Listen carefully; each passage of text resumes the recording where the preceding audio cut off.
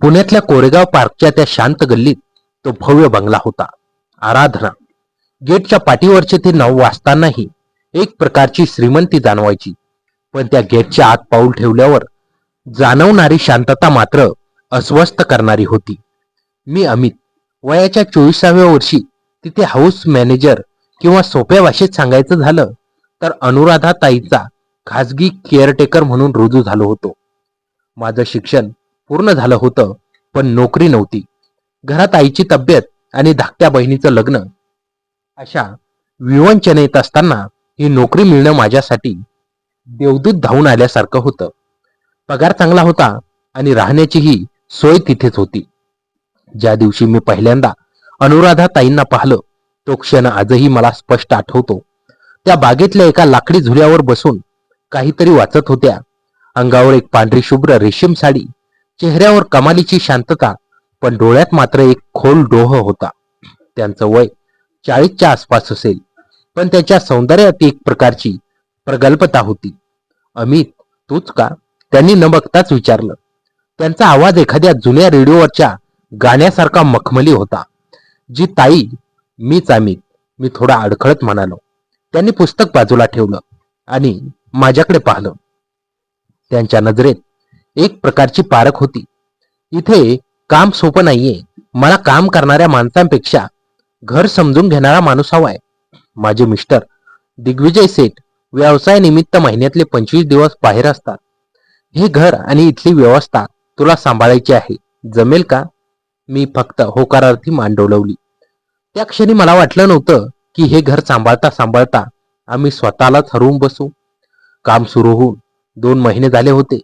बंगल्यात इतरही नोकर होते, स्वयंपाकी काकू, माळी काका आणि ड्रायव्हर. पण अनुराधा ताईंच्या जवळ जाण्याची परवानगी फक्त मला होती. त्यांचं शेड्यूल ठरलेलं असायचं. सकाळी लवकर उठून योगा, मग वाचन आणि दुपारी काही सामाजिक संस्थांचे काम. दिग्विजय सेठ जेव्हा कधी यायचे तेव्हा बंगल्यात एक वेगळाच ताण असायचा. ते प्रचंड कडक स्वभावाचे होते. त्यांच्यासाठी अनुराधा ताई म्हणजे त्यांच्या श्रीमंतीचा एक दागिना होता, ज्याला त्यांनी फक्त प्रदर्शनासाठी ठेवलं होतं. मी अनेकदा पाहिलं, रात्रीच्या जेवणावेळी दिग्विजय सेठ फक्त फोनवर बोलायचे आणि अनुराधा ताई मात्र त्यांच्याकडे आशेने पाहत शांतपणे जेवत असायच्या. त्यांच्यात संवाद शून्य होता. एके दिवशी दिग्विजय सेठ एका मोठ्या प्रोजेक्टसाठी लंडनला गेले. बंगल्यात पुन्हा ती शांतता पसरली, पण त्या दिवशी काहीतरी वेगळं घडणार होतं. मुसळधार पाऊस सुरू होता. पुण्यातला पाऊस म्हणजे मनसोक्त बरसणारा. रात्रीचे 9 वाजले होते. मी माझं काम आटपून आउट हाऊसमध्ये जायला निघालो होतो. इतक्यात मला अनुराधा ताईंच्या खोलीतून काहीतरी पडल्याचा आवाज आला. मी घाबरून तिकडे धावलो. खोलीचा दरवाजा अर्धवट उघडा होता. आतलं दृश्य पाहून मी थबकलो. अनुराधा ताई जमिनीवर बसल्या होत्या. त्यांच्या हातातला काचेचा ग्लास फुटलेला होता आणि त्यांच्या हाताला जखम झाली होती. त्या रडत नव्हत्या, पण त्यांचं शरीर थरथरत होतं. ताई, काय झालं हे? मी धावत त्यांच्या जवळ गेलो. त्यांनी माझ्याकडे पाहिलं. त्यांचे डोळे लाल झाले होते. अमित, मला या भिंती खायला उठतात रे. इतकं वैभव असूनही मी इतकी एकटी रिकामी का आहे? मी काही न बोलता फर्स्ट एड बॉक्स आणला. त्यांच्या हाताची जखम साफ करताना माझा हात त्यांच्या हाताला लागला. तो स्पर्श अनपेक्षित होता. मालकीन आणि नोकर यांच्यातील ती अदृश्य रेषा त्या क्षणी धुसर झाली. त्यांच्या डोळ्यातून आता अश्रू वाहू लागले होते. अमित, तू कधी कोणावर प्रेम केलंस? त्यांनी अचानक विचारलं. मी गोंधळलो. नाही ताई, अजून तरी नाही. प्रेम मिळणं नशिबाचं असतं, पण प्रेम टिकवणं त्याहूनही कठीण. माझ्याकडे सगळं आहे, फक्त तो एक माणूस नाही जो माझ्या अस्तित्वाला समजून घेईल, त्या म्हणाल्या आणि त्यांचा हात माझ्या खांद्यावर स्थिरावला. तो क्षण खूप नाजूक होता. समाजाच्या नजरेत हे चुकीचं होतं. मी एक तरुण मुलगा आणि त्या माझ्या मालकीन, पण त्या खोलीत 2 व्यक्ती होत्या ज्यांना फक्त आधाराची गरज होती. मी त्यांचा हात हातात घेतला. तो स्पर्श अनैतिक असू शकला असता, पण त्यात एक प्रकारची ओढ होती. अशी ओढ जी शरीरापेक्षा मनाशी जास्त निगडीत होती. मी आहे ना ताई, तुम्ही काळजी करू नका. माझ्या तोंडून नकळत हे शब्द बाहेर पडले. त्यांनी माझ्याकडे पाहिलं. आणि एक लहानसं स्मित केलं. त्या रात्री पाऊस थांबला होता, पण माझ्या मनात विचारांचं वादळ सुरू झालं होतं. ही एक अनाकलनीय प्रवासाची सुरुवात होती. त्या रात्रीनंतर आमच्यातलं नातं बदललं. आता आम्ही फक्त मालकीन आणि नोकर राहिलो नव्हतो. सकाळी चहा पिताना त्या मला त्यांच्या कविता वाचून दाखवू लागल्या. आम्ही तासनतास जुन्या चित्रपटांबद्दल, संगीताबद्दल बोलायचो. एके दिवशी त्या म्हणाल्या, अमित, लोक काय म्हणतील जर आपण असेच एकत्र बसलो तर? मी म्हणालो, लोक तर फक्त तेच पाहतात जे त्यांना बघायचं असतं. त्यांच्या मनातली घुसमट कधीच दिसत नाही. आमच्यात एक प्रकारचा मानसिक करार झाला होता. बाहेरच्या जगासाठी आम्ही शिस्तबद्ध होतो, पण बंगल्याच्या त्या 4 भिंतीच्या आत आम्ही 2 स्वतंत्र जीव होतो. पण हे सगळं किती काळ टिकणार होतं? कारण दिग्विजय सेठ परत येणार होते आणि माझी नैतिकता मला टोचत होती. मी एका अशा व्यक्तीच्या पत्नीच्या जवळ होतो ज्याने मला पोटा पाण्यासाठी नोकरी दिली होती. हे कृतज्ञपणाचे लक्षण होतं की प्रेमाचा शोध? हा संघर्ष माझ्या मनात वाढत होता आणि अनुराधाताईंच्या डोळ्यातली ओढही. दिग्विजय सेठ लंडनला जाऊन आता 15 दिवस झाले होते. बंगल्यातली ती जड शांतता आता हळूच एका उबदार जिव्हाळ्यात बदलली होती. पूर्वी मी फक्त आदेशांची वाट पाहायचो, पण आता अनुराधाताईंच्या डोळ्यातली भाषा मला शब्दांशिवाय कळू लागली होती. आमचं नातं एका अशा वळणावर होतं जिथे ओढ तर प्रचंड होती, पण त्या ओढीला अनैतिकतेचं ग्रहण लागण्याची भीती तितकीच मोठी होती. एके दिवशी दुपारी अनुराधाताईंनी मला लायब्ररीमध्ये बोलावलं. तिथे हजारो पुस्तके होती, पण त्या दिवशी त्यांचं लक्ष पुस्तकात नव्हतं. त्यांनी एक जुनी ग्रामोफोन रेकॉर्ड लावली होती.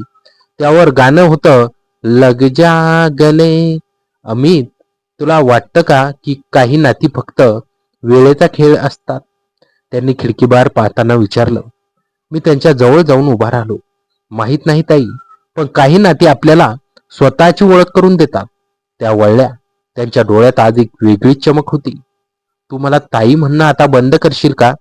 जेव्हा तू ताई म्हणतोस तेव्हा मला आपण किती लांब आहोत याची जाणीव होते. इथे कोणीच नाहीये, फक्त मी आणि तू. माझ्या काळजाचा ठोका चुकला. एका मालकिनीने आपल्या नोकराला असं सांगणं हे सामाजिक नियमांच्या विरुद्ध होतं. पण त्या क्षणी मला ती मालकीन दिसलीच नाही. मला ती दिसली एक स्त्री जी वर्षानुवर्ष प्रेमासाठी आसुसलेली होती. अनुराधा. मी पहिल्यांदाच त्यांचं नाव घेतलं. ते नाव घेताना माझ्या ओठांना एक वेगळाच थरथराट जाणवला. त्यांनी मंद स्मित केलं. किती छान वाटतंय तुझ्या तोंडून हे नाव ऐकायला. आमचे दिवस आता गप्पांमध्ये आणि रात्री साहित्याच्या चर्चेत जाऊ लागले. आम्ही एकत्र जेवू लागलो. हे सगळं इतर नोकरांच्या नजरेपासून वाचून करावं लागायचं. लपून छपून भेटण्यात एक वेगळीच मजा असते असं म्हणतात, पण त्यात एक प्रकारची भीतीही असते. रात्री जेव्हा मी माझ्या खोलीत जायचो तेव्हा मला स्वतःचीच भीती वाटायची. मी काय करतोय? दिग्विजय सेठ यांनी मला आत्मविश्वासाने इथे ठेवलं आहे की मी त्यांच्या अन्नाला जागतोय की अनुराधाच्या भावनांना? एकीकडे माझं कर्तव्य होतं आणि दुसरीकडे माझं हृदय. नैतिकता म्हणजे काय अमित? जो समाज एखाद्या स्त्रीला सोन्याच्या पिंजऱ्यात कोंडून ठेवतो आणि तिचं मन मारतो, तो समाज आज नैतिक आहे का? अनुराधा एकदा मला म्हणाली होती. तिच्या या प्रश्नाने मला निरुत्तर केलं होतं. एके रात्री पावसाचा जोर वाढला होता. वीज गेल्यामुळे संपूर्ण बंगला काळोखात बुडाला होता. मी मेणबत्ती घेऊन अनुराधाच्या खोलीकडे गेलो. तिला अंधाराची भीती वाटते हे मला ठाऊक होतं. मी खोलीत शिरलो तर ती बाल्कनीच्या दरवाजापाशी उभे राहून पावसाचा आनंद घेत होती. पावसाचे थेंब तिच्या चेहऱ्यावर पडत होते. मेणबत्तीच्या प्रकाशात ती एखाद्या अप्सरेसारखे दिसत होती. मी तिच्या मागे जाऊन उभा राहिलो. तुला भीती नाही वाटली? मी विचारलं. ती वळली. आम्ही दोघेही खूप जवळ होतो. इतके जवळ की एकमेकांचे श्वासही ऐकू येत होते. जोपर्यंत तू सोबत आहेस तोपर्यंत मला कशाचीच भीती वाटत नाही, ती हळूच म्हणाली. तिच्या डोळ्यात निमंत्रण स्पष्ट होतं. तिने माझा हात धरला आणि आपल्या गालाला लावला. तो स्पर्श विजेसारखा माझ्या शरीरातून आरपार गेला. त्या क्षणी मला जगाचा विसर पडला. आम्ही दोघेही त्या एकटेपणाच्या ओझ्याखाली दबलेलो होतो आणि एकमेकांचा आधार शोधत होतो. तिने हळूच माझं डोकं तिच्या खांद्यावर ठेवलं. अमित, हे सुख आहे का मला माहित नाही, पण मला फक्त इतकं माहित आहे की आज अनेक वर्षानंतर मला जिवंत वाटतंय. मी तिला जवळ घेतलं. तो मिठीचा क्षण अनैतिक असू शकला असता, पण त्यामागे वासनेपेक्षा जास्त वेदना होत्या. दोन तुटलेली मनं एकमेकांना जोडण्याचा तो प्रयत्न होता. आम्ही तिथे बराच वेळ शांत उभे होतो. बाहेर पावसाचा गडगडाट होता आणि आत आमच्या मनातील वादळ शांत होत होतं. पण हे सुख अल्पजीवी होतं. दुसऱ्या दिवशी सकाळी अनुराधाच्या फोनवर दिग्विजय सेठ यांचा मेसेज आला. मी उद्या परत येतोय. तो मेसेज वाचताच आमच्या दोघांच्या चेहऱ्यावरचं हसू गायब झालं. वास्तव पुन्हा एकदा दारावर दस्तक देत होतं. ज्या नात्याला आम्ही मागील काही दिवसांपासून फुलवलं होतं, त्याला आता पुन्हा एकदा गुपित बनावं लागणार होतं. अमित, आता काय होईल? अनुराधाच्या आवाजात भीती होती. आपल्याला सावध राहावं लागेल. मी फक्त तुझा केअरटेकर आहे, हे जगाला दिसायला हवं, मी जड अंतकरणाने म्हणालो. पण मनात एक प्रश्न कायम होता. दिग्विजय सेठ आल्यावर मी अनुराधाला त्यांच्या स्वाधीन कसं करू शकणार होतो, ज्या माणसाने तिची कधीच किंमत केली नाही. त्यांच्या समोर तिला पुन्हा एकदा शोपीस म्हणून वावरताना पाहणं माझ्यासाठी असह्य होणार होतं. आमच्यातील हे नातं आता गुंतागुंतीच्या अशा वळणावर होतं, जिथे प्रेम, इमानदारी आणि सामाजिक प्रतिमा यांचा मोठा संघर्ष होणार होता. मी अनुराधाच्या डोळ्यात पाहिलं. तिथे मला मालकीन नाही, तर माझी तृष्णा दिसत होती. दिग्विजय सेठ परतले आणि बंगल्याचं वातावरण पुन्हा एकदा जड झालं. गेट उघडल्याचा आवाज आला की अनुराधाच्या चेहऱ्यावरची भीती मला स्पष्ट दिसायची. ती पुन्हा एकदा त्या रेशीम साडीखाली आणि महागड्या दागिन्यांच्या ओझ्याखाली स्वतःला लपू लागली होती. मी मात्र लांबून हे सगळं पाहत होतो. माझं हृदय तुटत होतं, पण मला माझ्या केअरटेकरच्या भूमिकेत परतणं भाग होतं. दिग्विजय सेठ यांचा स्वभाव पूर्वीपेक्षा अधिक चिडचिडा झाला होता. लंडनचा त्यांचा प्रोजेक्ट फसला होता आणि त्यांचा सगळा राग ते अनुराधावर काढत होते. एका दिवशी रात्री जेवणाच्या टेबलावर मोठा आवाज झाला. तुला काही कळतं का अनुराधा? मी इतक्या धावपळीत असतो आणि तू इथे आरामात बसून असतेस. दिग्विजय सेठ ओरडले आणि त्यांनी पाण्याचा ग्लास जोरात टेबलावर आपटला. मी बाजूलाच उभा होतो. माझ्या मुठी आवळल्या गेला. मला वाटलं आताच पुढे जाऊन त्याचा हात धरावा, पण अनुराधाच्या नजरेने मला थांबवलं. तिच्या डोळ्यात एकच विनवणी होती, अमित नको, परिस्थिती बिघडेल. काही दिवस असेच तणावात गेले, पण नियतीच्या मनात काहीतरी वेगळंच होतं. एका रात्रीत दिग्विजय सेठ यांना अचानक अस्वस्थ वाटू लागलं. त्यांना तीव्र हृदयविकाराचा झटका आला होता. बंगल्यात धावपळ उडाली. मी त्यांना तातडीने रुग्णालयात हलवलं. पुढचे 48 तास अत्यंत गंभीर होते. जेव्हा डॉक्टर बाहेर आले तेव्हा त्यांनी सांगितलं, सेठ वाचले आहेत, पण त्यांना आता पॅरालिसिसचा अटॅक आला आहे. त्यांचा उजवा भाग निकामी झाला असून त्यांना आयुष्यभर कोणाच्या तरी आधाराची गरज लागेल. अनुराधा सुन्न झाली होती. हॉस्पिटलच्या त्या थंड बाल्कनीत आम्ही दोघे उभे होतो. अमित, हे काय झालं? आता सगळं बदलणार, ती रडत म्हणाली. मी तिचा हात हातात घेतला. अनुराधा, आपल्याकडे एक संधी आहे. तू म्हणाली होतीस ना की तुला या बंधनातून मुक्त व्हायचं आहे. आपण आता निघून जाऊ शकतो. दिग्विजय सेठ यांच्याकडे संपत्ती खूप आहे. त्यांची काळजी घेण्यासाठी ते नोकर ठेवू शकतात. तू तुझी नवीन जिंदगी सुरू करू शकतेस माझ्यासोबत. माझ्या शब्दांनी अनुराधा शांत झाली. तिने माझ्याकडे पाहिलं. त्या नजरेत प्रेम होतं, पण त्याहून जास्त काहीतरी वेगळं होतं. काही क्षण शांततेत गेले. मग अनुराधा हळूच म्हणाली, अमित, जेव्हा आपण भेटलो तेव्हा मी एकटीच होते, पण आज दिग्विजय सेठ एकटे पडले आहेत. जर मी आज स्वार्थासाठी त्यांना या अवस्थेत सोडून तुझ्यासोबत आले, तर मी माझ्या प्रेमाला कलंक लावीन. ज्या माणसाने मला कधीच प्रेम दिलं नाही, त्याला आज प्रेमाची आणि सेवेची सर्वात जास्त गरज आहे. मी थक्क होऊन तिच्याकडे पाहत राहिलो. मला वाटलं होतं ती आनंदाने माझ्यासोबत येईल, पण तिने जो मार्ग निवडला होता तो अत्यंत कठीण होता. अमित, तू माझ्यावर प्रेम करतोस ना? तिनं विचारलं. जीवापाड, मी म्हणालो. मग माझं एक काम करशील? मला त्यांना सांभाळायला मदत कर. आपलं नातं जर शरीराचं असतं तर आपण पळून गेलो असतो, पण आपलं नातं मनाचं आहे. तू माझ्यासोबत या बंगल्यातच राहा, पण माझा प्रेमी म्हणून नाही, तर माझा आधार म्हणून. आपण दोघांनी मिळून यापुढे त्यांची सेवा करूया. हीच आपली खरी नैतिकता असेल. त्या क्षणी मला जाणवलं की प्रेम म्हणजे फक्त एकत्र राहणं किंवा शारीरिक सुख मिळवणं नाही. प्रेम म्हणजे समोरच्या व्यक्तीला त्याच्या संकटात साथ देणं, आणि स्वतःच्या सुखाचा त्याग करणं. आज त्या घटनेला 2 वर्ष झाली आहेत. दिग्विजय सेठ अजूनही अंथरुणाला खिळलेले आहेत. ते बोलू शकत नाहीत. पण जेव्हा अनुराधा त्यांची सेवा करते तेव्हा त्याच्या डोळ्यात पश्चातापाचे अश्रू असतात. मी आजही त्याच बंगल्यात आहे. आमच्यात आता शारीरिक ओढ नाही, पण एक असा मानसिक बंध आहे जो या जगाला कधीच कळणार नाही. लोक आम्हाला पाहतात तेव्हा त्यांना फक्त एक निष्ठावान पती पत्नी आणि एक इमानदार नोकर दिसतो. पण जेव्हा काळोख्या रात्रीची शांतता पसरते आणि आम्ही बाल्कनीमध्ये एकमेकांपासून सुरक्षित अंतर ठेवून उभे असतो तेव्हा आमचे डोळे एकमेकांशी बोलतात. आम्ही अनैतिक ठरलो असलो, जर आम्ही पळून गेलो असतो तर, पण आम्ही नैतिक राहिलो कारण आम्ही कर्तव्याला प्रेमापेक्षा वरचं स्थान दिलं. अनुराधा आता माझ्यासाठी फक्त एक मालकीण नाही आणि मी तिचा फक्त एक नोकर नाही. आम्ही दोन असे जीव आहोत ज्यांनी स्वतःच्या तृष्णेला कर्तव्याच्या महासागरात विसर्जित केला आहे. 2 वर्षानंतरचा तो काळ, बंगल्यात पसरलेली ती शांतता आता काहीतरी वादळी घडणार असल्याचे संकेत देत होती. दिग्विजय सेठ अजूनही अंथरुणावर खिळलेले होते. ते बोलू शकत नव्हते, पण त्यांच्या डोळ्यातील पश्चाताप आणि लाचारी स्पष्ट दिसायची. अनुराधा त्यांची सेवा करण्यात कोणतीही कसर सोडत नव्हती आणि मी फक्त लांबून त्यांचा तो त्याग, तिचं ते सोशिक रूप पाहत माझा केअरटेकरचा रोल निभावत होतो. आमच्यात आता शब्दाशिवाय संवाद व्हायचा, पण म्हणतात ना, नियतीला शांतता कधीच मंजूर नसते.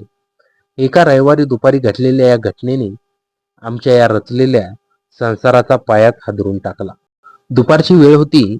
अनुराधा दिग्विजय सेठ यांना औषध भरवत होती. अचानक बंगल्याच्या मुख्य दरवाजावरची बेल वाजली. एरवी या बंगल्यात कोणीही येत नसे. मी गडबडीने बाहेर गेलो आणि दरवाजा उघडला. समोर एक मध्यमवयीन गृहस्थ उभे होते. अंगावर काळा कोट, डोळ्यावर चष्मा आणि हातात एक काळी सुटकेस. त्याच्या चेहऱ्यावर एक अत्यंत कुत्सित आणि रहस्यमय हसू होतं. कोणाला भेटायचंय, मी विचारलं.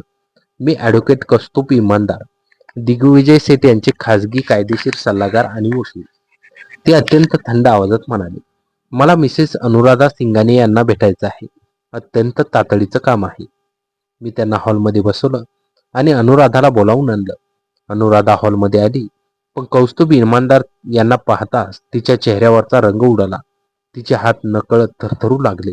मला लगेच जाणवलं की ही व्यक्ती अनुराधासाठी नवीन नव्हती, तर तिच्या भूतकाळातील एखादं असं रहस्य होतं जे तिने जगापासून लपून ठेवलं होतं. बोला वकील साहेब, आज अचानक इथे येणं कसं केलं आणि लंडनहून कधी परतलात? अनुराधाने स्वतःला सावरत विचारलं. अनुराधाजी, जर दिग्विजय सेठ लंडनहून अर्धवट अवस्थेत परत आले तर त्यांच्या वकिलाला तरी परत यावंच लागेल ना. इमानदार मिश्किलपणे हसले. त्यांनी आपली सुटकेस उघडली आणि त्यातून काही कागदपत्रे काढली. दिग्विजय सेठ यांच्या लंडनच्या प्रोजेक्टमध्ये खूप मोठा गैरव्यवहार झाला आहे आणि त्याहूनही मोठी गोष्ट, सेठ यांनी आजारी पडण्यापूर्वी म्हणजे लंडनला जाण्याआधी एक नवीन विल इच्छापत्र तयार केलं होतं. इमानदार यांनी एक नजर माझ्यावर टाकली. त्यांची ती तीक्ष्ण नजर मला सांगत होती की माझं तिथे असणं त्यांना खटकत होतं. अमित, जरा चहा घेऊन ये ना, अनुराधाने मला बाजूला सारण्यासाठी सांगितलं. मी किचनमध्ये गेलो, पण माझं लक्ष पूर्णपणे हॉलमधील त्यांच्या संवादाकडे होतं. मी चहाचा कप घेऊन येत असताना मला इमानदार यांचा दबलेला पण करडा आवाज ऐकू आला. अनुराधा, तू या केअरटेकरला सोबतीने जे नाटक रचलं आहे ना, ते मला चांगलंच कळतंय. पण लक्षात ठेव, दिग्विजय सिंग यांच्या या नवीन विलनुसार जर त्यांचा मृत्यू नैसर्गिक कारणाने झाला नाही किंवा त्यांच्यावर योग्य उपचार झाले नाही तर ही कोट्याधीशी मालमत्ता तुला नाही तर एका गुप्त ट्रस्टला जाईल, ज्याचा मुख्य ट्रस्टी मी आहे. माझ्या पायाखालची जमीन सरकली. याचा अर्थ दिग्विजय सेठ यांना आमच्याबद्दल संशय आला होता का? त्यांनी लंडनला जाण्यापूर्वीच हे सगळं का करून ठेवलं होतं? कौस्तुभ इनामदार निघून गेले, पण ते बंगल्यात संशयाचं एक मोठं भूत सोडून गेले होते. अनुराधा त्या रात्री खूप अस्वस्थ होती. तिने माझ्याशी एक शब्दही बोलणं टाळलं. रात्रीचे 2 वाजले होते. मुसळधार पाऊस पुन्हा सुरू झाला होता. अगदी 2 वर्षापूर्वीच्या त्या रात्रीसारखा मला झोप येत नव्हती. मी हळूच उठलो आणि दिग्विजय सेठ यांच्या लायब्ररीमध्ये गेलो. मला असं वाटलं की तिथे काहीतरी असं आहे जे आपल्याला या विळख्यातून बाहेर काढू शकतं. मी पुस्तकांचे कप्पे तपासू लागलो. अचानक एका जुन्या जाडजूड पुस्तकाच्या मागे मला दिग्विजय सेठ यांची एक खाजगी दैनंदिनी डायरी सापडली. मी ती डायरी घेऊन माझ्या खोलीत आलो आणि मेणबत्तीच्या प्रकाशात त्याची पानं उलटू लागलो. डायरीत बहुतांश पानं बिझनेस डीलबद्दल होती. पण जेव्हा मी लंडनला जाण्यापूर्वीच्या शेवटच्या आठवड्याचं पान काढलं तेव्हा माझे डोळे विस्फारले. त्यात लिहिलं होतं, मला अनुराधावर आधीपासून संशय होता. ती या घरात आनंदी नाही. पण आता मला समजलंय की ती माझ्या संपत्तीवर डोळा ठेवून आहे. तिचा तो नवा केअरटेकर अमित तो साधा मुलगा नाही. मला संशय आहे की ते दोघे मिळून माझ्या जेवणात काहीतरी असं मिसळत आहेत ज्यामुळे माझी तब्येत खालावत चालली आहे. मी लंडनहून परत येताच त्या दोघांना पोलिसांच्या हवाली करणार आहे. जर मला काही झालं तर याला ते दोघेच जबाबदार असतील. माझा श्वास रोखला गेला. हे पूर्णपणे खोटं होतं. आम्ही त्यांना कोणतंही विष किंवा चुकीचं औषध दिलं नव्हतं. त्यांना आलेला अटॅक हा पूर्णपणे नैसर्गिक होता. डॉक्टरांनीही तेच सांगितलं होतं. मग दिग्विजय सेठ यांच्या मनात हा संशय कोणी पेरला? तितक्यात डायरीच्या शेवटच्या पानावर एक जुनी एका जागी कौस्तुभ इमानदार यांचं नाव आणि काही रकमांची देवाणघेवाण लिहिलेली दिसली. मला धक्का बसला. हा एक फार मोठा कट होता. इमानदार यांनीच दिग्विजय सेठ यांचे कान भरले होते जेणेकरून सेठ अनुराधाला संपत्तीतून बेदखल करतील आणि ती सगळी संपत्ती इमानदार यांच्या ट्रस्टला मिळेल. मी हे कागदपत्र घेऊन लगेच अनुराधाच्या खोलीकडे धावलो. तिला हे सगळं सांगणं अत्यंत गरजेचं होतं. मी तिच्या खोलीच्या दारापाशी पोहोचलो. दरवाजा नेहमीपणे अर्धवट उघडा होता, पण आतलं दृश्य पाहून माझा अवसानच गळलं. खोलीत अंधार होता. फक्त एका बॅटरीचा प्रकाश दिग्विजय सेठ यांच्या बेडवर पडत होता आणि त्या प्रकाशात एक आकृती उभी होती जिच्या हातात एक उशी होती. ती आकृती दिग्विजय सेठ यांचं तोंड दाबून त्यांना संपवण्याचा प्रयत्न करत होते. सेठ असह्यतेने आपले पाय बेडवर आपटत होते, पण त्यांचा आवाज बाहेर येत नव्हता. कोण आहे तिथे? मी मोठ्याने ओरडलो आणि खोलीची लाईट चालू केली. लाईट चालू होताच ती आकृती मागे सरकली. काळा रेनकोट घातलेली ती व्यक्ती दुसरी कोणी तिसरी नसून ॲडव्होकेट कौस्तुभ इमानदार होते. त्यांच्या चेहऱ्यावरचा बुरखा टराटरा फाटला होता. इमानदार, तुम्ही इथे? मी धावत जाऊन त्यांना पकडण्याचा प्रयत्न केला, पण त्यांनी खिशातून एक छोटी पिस्तूल काढली आणि माझ्यावर रोखली. तितक्यात खोलीच्या कोपऱ्यातून अनुराधा बाहेर आली. तिच्या चेहऱ्यावर भीती नव्हती, तर एक थंड आणि शांत क्रूरता होती. ती हळूहळू इमानदार यांच्या बाजूला जाऊन उभी राहिली. माझ्या डोळ्यावर विश्वास बसत नव्हता. अनुराधा, हे काय आहे? तू तू यांच्यासोबत? माझ्या आवाजातलं दुःख आणि धक्का शब्दात मांडण्यापलीकडचा होता. ज्या स्त्रीसाठी मी माझं सर्वस्व, माझी नैतिकता पणाला लावली, ती एका खुन्यासोबत उभी होती. अनुराधाने एक थंड हसू दिलं. अमित, तू खूप भोळा आहेस रे. तुला खरोखरच वाटलं का मी एका नोकराच्या प्रेमात पडले होते? 2 वर्षापूर्वीची ती पावसाळी रात्र, काचेचा ग्लास फुटणं, ते रडणं, सगळं एक प्लॅन होता. मला माहित होतं की दिग्विजय खूप संशयी आहे, म्हणून मला एका अशा मोहऱ्याची गरज होती ज्याचा वापर करून मी दिग्विजयाला संपवण्यासाठी करू शकेन. पण अनुराधा, मी तर तुझ्यावर जीवापाड प्रेम केलं. तू 2 वर्ष यांची सेवा केलीस. मी ओरडलो. ते करावं लागलं कारण दिग्विजय लंडनहून अचानक पॅरालाइज होऊन परत आली. ते जर तेव्हाच मरण पावले असते तर इमानदार यांच्या त्या नवीन विलनुसार सगळी संपत्ती ट्रस्टला गेली असती. म्हणून आम्हाला 2 वर्ष थांबावं लागलं, जेणेकरून जगाला वाटेल की मी एक स्वाध्वी निष्ठावान पत्नी आहे. आणि आज दिग्विजय यांच्या नावावर असणाऱ्या सर्व कंपन्यांचे पॉवर ऑफ अटर्नी मी माझ्या नावावर ट्रान्सफर करून घेतले आहेत. आता दिग्विजयचा काहीच उपयोग नाही. इमानदार यांनी पोलीस पिस्तूल लोड केली आणि अमित, दिग्विजयच्या खुनाचा आळ हा तुझ्यावर येणार आहे. एका तरुण केअरटेकरने पैशाच्या हौशापोटी मालकाचा खून केला आणि मालकीनीवर जबरदस्ती करण्याचा प्रयत्न केला. ही स्टोरी पोलीस अगदी सहज मान्य करतील. माझं हृदय पिळवटून वेगाने धडधडत होतं. मी एका अशा चक्रव्यूहात अडकलो होतो जिथून बाहेर पडणं अशक्य होतं. एका बाजूला पिस्तूल घेतलेला वकील आणि दुसऱ्या बाजूला पैशासाठी आंधळी झालेली माझी तृष्णा अनुराधा. इमानदार दिग्विजय सेठ यांच्या तोंडावर पुन्हा उशी ठेवण्यासाठी पुढे सरसावले. दिग्विजय सेठ यांच्या डोळ्यातून अश्रू वाहत होते. ते माझ्याकडे आशेने पाहत होते. ज्या माणसाने मला नेहमी नोकर म्हणून हिणवलं आज त्याचा जीव वाचवणं हीच माझी खरी नैतिकता होती. मी क्षणार्धाचा विचार न करता बाजूला असलेला जड काचेचा फ्लॉवर प्लॉट उचलला आणि तो थेट इमानदार यांच्या डोक्यावर मारला. खचा! फ्लॉवर पॉट इमानदार यांच्या डोक्यावर लागला आणि पिस्तूल त्यांच्या हातातून सुटून दूर पडली. ते विव्हळत जमिनीवर कोसळले. अनुराधाने धावत जाऊन ती पिस्तूल उचलण्याचा प्रयत्न केला, पण मी तिचा हात घट्ट धरला. बस अनुराधा, खूप झालं. तुझं हे सोंग आता संपलं आहे. अमित, मला सोडून दे. आपण दोघे मिळून ही संपत्ती वाटून घेऊ प्लीज. ती आता गयावया करू लागली होती. तिचं ते सुंदर रूप आता मला एखाद्या सापासारखं भासत होतं. प्रेम म्हणजे त्याग असं तूच म्हणाली होतीस ना अनुराधा. आज मी त्या प्रेमाचा आणि कर्तव्याचा त्याग नाही करणार. मी अत्यंत शांतपणे म्हणालो. मी माझ्या खिशातून माझा मोबाईल बाहेर काढला. स्क्रीनवर एक कॉल चालू होता, जो थेट पुणे पोलिसांच्या नियंत्रण कक्षाला लावलेला होता. हॉलमध्ये इमानदार यांनी जेव्हा मला धमकी दिली होती, तेव्हाच मी संशयावरून पोलिसांना फोन लावून खिशात ठेवला होता. पोलिसांच्या वतीने इन्स्पेक्टरचा आवाज फोनमधून गुंजला. अमित, आम्ही बंगल्याच्या गेटवर पोहोचलो आहोत. दरवाजा उघडा. त्या रात्री पाऊस थांबला आणि बंगल्याची ती जड शांतता कायमची नाहीशी झाली.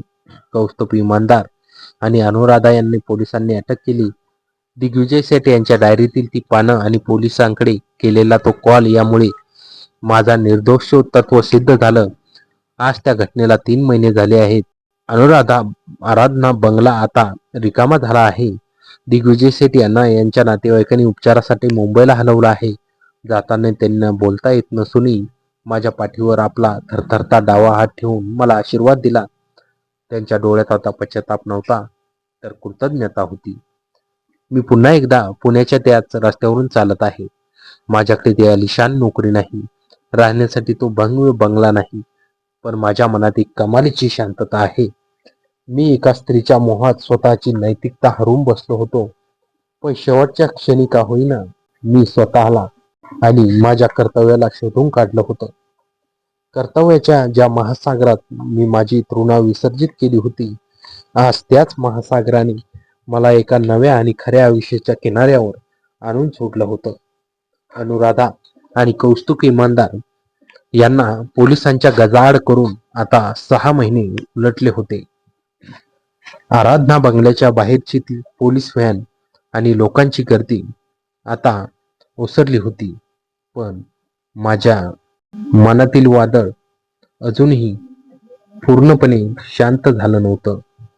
मी पुण्यातल्याच एका छोट्या भाड्याच्या खोलीत राहायला गेलो होतो.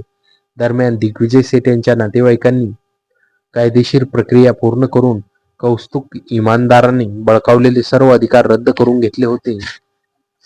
मला वाटलं होतं की या कथेचा शेवट इथेच झाला आहे, पण एका संध्याकाळी माझ्या मोबाईलवर एक अनोळखी नंबरवरून कॉल आला. अमित, मी इन्स्पेक्टर भोसले बोलतोय. Shivajinagar police station. पलीकडचा आवाज करडा झाला. जी साहेब, बोला, काही नवीन अपडेट? मी विचारलं. अमित, जरा तातडीने स्टेशनला एक गडबड झाली आहे. कौस्तुभ इमानदाराला कोर्टात नेत असताना त्याच्या माणसाने पोलिसावर हल्ला केला आणि इमानदार पोलिसांच्या ताब्यातून फरार झाला आहे. माझ्या हातातला फोन सुटता सुटता वाचला. इमानदार फरार झाला होता याचा अर्थ माझा जीव पुन्हा एकदा धोक्यात होता, कारण त्याला माहित होतं की त्याला या गर्दीत टाकणारा मीच होतो. आणि अमित, आणखीन एक गोष्ट, इन्स्पेक्टर भोसले पुढे म्हणाले. अनुराधाने जेलमध्ये 2 दिवस अन्नपाणी सोडलं होतं. प्रकृती खालावल्यामुळे तिला ससून हॉस्पिटलमध्ये ऍडमिट केलं होतं. काल रात्री ती सुद्धा तिथून गायब झाली आहे. आम्हाला संशय येत आहे की हे दोघं पुन्हा एकत्र आले आहेत आणि त्यांचं पहिला टार्गेट तूच असणार आहे. खोलीत अचानक रात्रीच्या अंधारासोबत एक अनाकालीन भीती पसरली. बाहेर पावसाची रिमझिम सुरू झाली होती. तीच पावसाची रात्र, तोच थरार पुन्हा माझ्या आयुष्यात दार ठोठावत होता. पोलिसांनी मला सुरक्षेसाठी काही दिवस अज्ञातस्थळी राहण्याचा सल्ला दिला, पण पळून जाणं माझ्या रक्तात नव्हतं. मला माहित होतं की जोपर्यंत इमानदार आणि अनुराधा पकडले जात नाही, तोपर्यंत मला शांतता लाभणार नाही. ते मला शोधत माझ्या खोलीवर येण्यापूर्वी मला त्यांच्या पुढच्या हालचालींचा शोध घ्यायचा होता. अनुराधा आणि इमानदार फरार झाल्यामुळे कुठे जाऊ शकतात? पोलीस त्यांच्या सर्व ओळखीच्या ठिकाणावर पाळत ठेवत होते, पण एक जागा अशी होती जिथे आता कोणीच नव्हतं. आराधना बंगला. दिग्विजय सेठ मुंबईला गेल्यानंतर तो बंगला पूर्णपणे सील केला होता, पण गुन्हेगारांसाठी सर्वात सुरक्षित जागा तीच असते जिथे पोलीस पुन्हा जात नाहीत. रात्रीच्या 12 वाजता मी गुपचूप आराधना बंगल्याच्या मागच्या भिंतीहून आत उडी मारली. बागेतली झाडं, तो लाकडी झोला आत वाळलेल्या पानांनी माखला होता. मी खिशातून टॉर्च काढली आणि बंगल्याच्या मागच्या काचेच्या दारातून आत शिरलो. बंगल्यात कमालीची शांतता होती. मी हळू पावले टाकत लायब्ररीच्या दिशेने गेलो. दिग्विजय सेठ यांच्या डायरीचा विचार करत असताना मला आठवलं की त्या डायरीचा सेफ हाऊसचा किंवा गुप्त कप्प्याचा आलेख होता. मी लायब्ररीच्या पुस्तकांची कप्पे पुन्हा तपासू लागलो. अचानक एका मोठ्या लाकडी कप्प्याच्या मागे मला जमिनीवर घासल्याच्या खुणा दिसल्या. मी पूर्ण ताकद लावून ती कपाट बाजूला सरकवलं. कपाटाच्या मागे एक लहान लोखंडी दरवाजा होता, जो खालच्या दिशेने जाणाऱ्या पायऱ्यांकडे उघडत होता. हे आराधना बंगल्याचं छुपं तळघर होतं, ज्याची कल्पना कदाचित फक्त दिग्विजय सेठ आणि अनुराधालाच होती. पायऱ्यावरून खाली उतरताना मला खालून मंद प्रकाशाचा कडवसा आणि कुजबुजण्याचा आवाज ऐकू आला. मी टॉर्च बंद केली आणि भिंतीचा आधार घेत खाली सरकलो. तळघराच्या एका जुन्या टेबलवर मेणबत्ती जळत होती आणि तिथे 2 आकृत्या उभ्या होत्या, कौस्तुभ, इमानदार आणि अनुराधा. इमानदाराच्या डोक्यावर अजूनही माझ्या मारलेल्या फ्लॉवर पॉटची पांढरी पट्टी बांधलेली होती आणि त्याच्या चेहऱ्यावर सुडाची भावना स्पष्ट दिसत होती.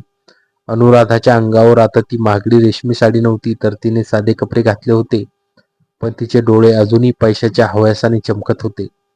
कौस्तुभ, आपण जास्त वेळ इथे थांबू शकत नाही. पोलीस आपल्याला शोधत आहे, अनुराधा म्हणाली. घाबरू नको अनुराधा. दिग्विजयने लंडनच्या बँकेत ठेवलेले सोन्याचे बिस्किट आणि रोख रक्कम काढण्याचे कोड्स फक्त माझ्याकडे आहेत. आपण उद्या सकाळीच नेपाळच्या बॉर्डरवरून निघून जाऊ. पण त्याआधी इमानदाराने खिशातून तीच काळी पिस्तूल काढली. त्या अमितला संपवल्याशिवाय मला शांती मिळणार नाही. त्याने माझा खेळ बिघडवला. अमितजी, काळजी करू नकोस. तो अजूनही माझ्या प्रेमाच्या भ्रमात असेल. मी त्याला एक फोन करून इथे बोलावून घेते. तो मूर्ख माझ्या एका आवाजावर धावत येईल. अनुराधा कुत्सितपणे हसली. तिचे ते शब्द ऐकून माझ्या काळजात तीक्ष्ण कट्यार घुसल्यासारखं झालं. ज्या स्त्रीला मी माझं सर्वस्व मानलं होतं, ती अजूनही मला मूर्ख समजत होती. माझा राग आता अनावर झाला होता. मी आता शांत राहू शकत नव्हतो. त्याची गरज पडणार नाही अनुराधा. मी आधीच इथे आलो आहे. मी अंधारातून थेट प्रकाशात येत मोठ्याने म्हणालो. मला अचानक समोर पाहून दोघेही दचकले. इमानदाराने क्षणाचाही विलंब न करता माझ्यावर पिस्तूल रोखली. अमित, तू स्वतःहून स्वतःच्या मूर्तीच्या दारात आलास. इमानदार दात ओठ खात म्हणाला. मूर्तीच्या दारात मी नाही, तर तुम्ही दोघे आहात, मी शांतपणे म्हणालो. तितक्यात अनुराधा माझ्या जवळ येण्याचा प्रयत्न करू लागली. अमित, प्लीज समजून घे. कौस्तुभने मला जबरदस्तीने इथे आणलं आहे. मी तुझ्यावर खरोखर प्रेम करते रे. मला याच्या तावडीतून वाचव. तिचा हा खोटा अभिनव पाहून मला तिची कीव आली. अनुराधा, तुझा हा चेहरा मी 6 महिन्यापूर्वी ओळखला आहे. आता तुझा हा खेळ चालणार नाही. इमानदाराने पिस्तूलची ट्रिगर दाबण्यात मी टेबलावर असलेली मेणबत्ती जोरात इमानदाराच्या चेहऱ्यावर फेकली. तळघरात एका क्षणासाठी पूर्ण अंधार झाला. धडक. इमानदाराने अंधारात गोळी झाडली, पण ती माझ्या बाजूने भिंतीत घुसली. मी अंधाराचा फायदा घेऊन थेट इमानदाराच्या अंगावर झेप घेतली. आम्ही दोघे जमिनीवर कोसळलो. पिस्तूल मिळवण्यासाठी आम्ही झटापट सुरू होती. इमानदार वयाने मोठा असला तरी त्याच्यात गुन्हेगारी ताकद होती. त्याने माझा गळा आवळण्याचा प्रयत्न केला. माझा श्वास गुदमरू लागला. तितक्यात अनुराधाने जमिनीवर पडलेली एक लोखंडी सळई उचलली. मला वाटलं ती इमानदाराला मारेल, पण तिने ती सळई थेट माझ्या पाठीवर मारली. कपाळ पिटी वेदना. मी कळावत बाजूला पडलो. अनुराधा आणि इमानदार दोघेही माझ्यावर हसू लागले. इमानदाराने पुन्हा पिस्तूल उचलली आणि माझ्या कपाळावर टेकली. खेळ संपला अमित. खड्ड्यात.